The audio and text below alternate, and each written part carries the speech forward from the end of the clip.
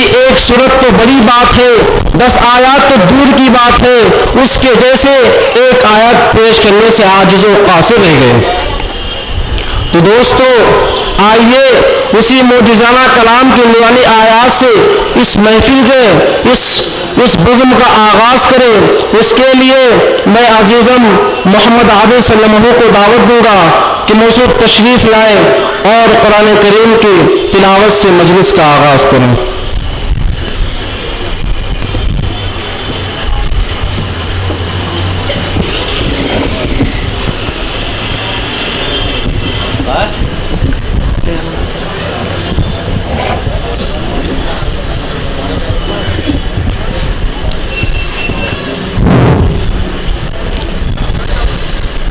أعوذ بالله من الشيطان الرجيم.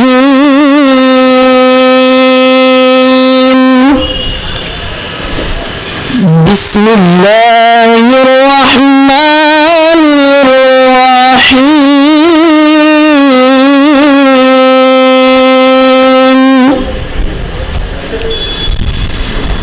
ألف